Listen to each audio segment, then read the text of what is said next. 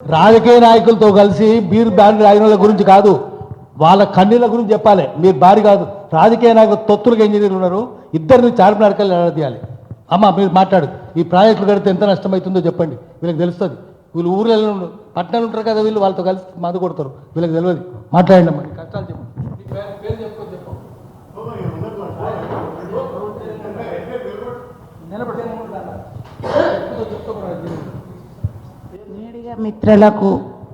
Media మిత్రులకు మా కళాభివందనాలు. ఇక్కడ ఉన్న వేదిక విన పెద్దలకు అందరికీ మా ఒక ధన్యవాదాలు. మాకు వచ్చిన కష్టాలు ఈ రోజుల ఎవ్వరు కూడా మమ్మల్ని ఈ ప్రాజెక్టులలో మా భూములు పోయి మా ఊర్లు పోయి 150 మంది గుండె పగిలి చచ్చిపోయినరు, హార్ట్ అటాక్లు వచ్చి చచ్చిపోయినరు, పురుగుల మందులు తాగి చచ్చిపోయినరు, చెట్లకు ఉరి పెట్టుకొని చచ్చిపోయినరు.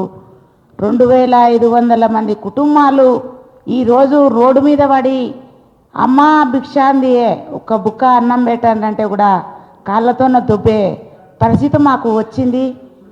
ఇవాళ నాగర్ కర్నూలు జిల్లాలో అన్యాయం జరిగితే ఏ ఎమ్మెల్యే దగ్గర పోయినా మాకు స్పందించలేదు, ఏ ఎస్పీ దగ్గర పోయినా మమ్మల్ని స్పందించలేదు, పోలీస్ స్టేషన్ దగ్గర పోతే మాకు చెప్పి పెట్టిండ్రా అని చెప్పి మమ్మల్ని రెస్పెక్ట్ చేస్తున్నారు, మమ్మల్ని ఏం కేర్ చేస్తలేరు. నాగర్ కర్నూలు జిల్లా, నాగర్ కర్నూలు గ్రామాలు చుట్టుముట్టు పక్కల గ్రామాలు, ఫస్ట్ గుడిపల్లి గట్టు పక్కల గుట్టల నడిసాపల్లి ప్రాజెక్టు పడ్డది, తర్వాత రాయపాకుల ఏదుల గట్టుకు ప్రాజెక్టు పడ్డది. అక్కడ లేచిన ఊర్లు రాయపాకు, ఫస్ట్ నడిసాపల్లి లేచింది, గుట్టల నడిసాపల్లి లేచి ఒక దగ్గర కట్టిండ్రు, తర్వాత బండరాయపాకుల లేచి ఇక్కడ గుడిపల్లి గట్టు పక్కల కట్టిండ్రు.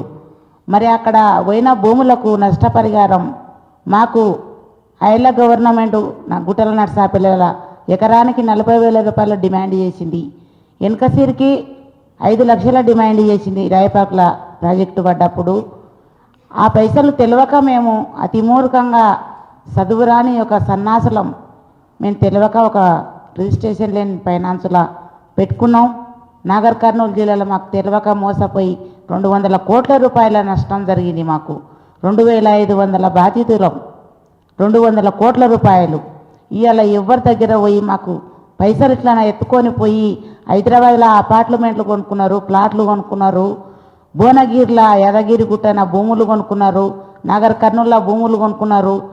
నాగపూర్ విలేజ్లో పుట్టిన కోముటోళ్ళు, నాగపూర్లో పుట్టిన రెడ్లు అందరూ ఏకమై నాగపూర్ నుంచి 30 గ్రామాలు నష్టపోయినవి.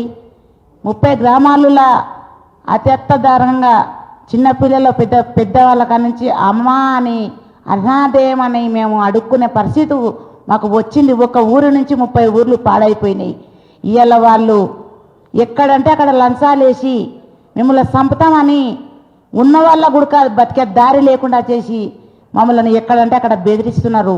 ముందలకై ఒక పర్వతాలన్న ఇక్కడ హైదరాబాద్లో చర్యలు తీసుకొని తెలిసిన వాళ్ళ దగ్గర తీసుకొచ్చి మందిని తోలుకొచ్చి మాట్లాడితే యాదవ్ శ్రీశైలం దగ్గర గుడకమ్మన్న బేస్తారన్నాడు. మేము ఆయన ఆఫీస్కు పోయి 40 మంది మేము కాళ్ళ మీద పడితే, పర్వతాలు నీవు నా ముందరికి రావద్దు, ఈ భూకర్దంతా చేయొద్దు, ఈ లేబర్ మందిని తీసుకొని నా దగ్గర రావద్దు అని చెప్పి దొబ్బడం జరిగింది.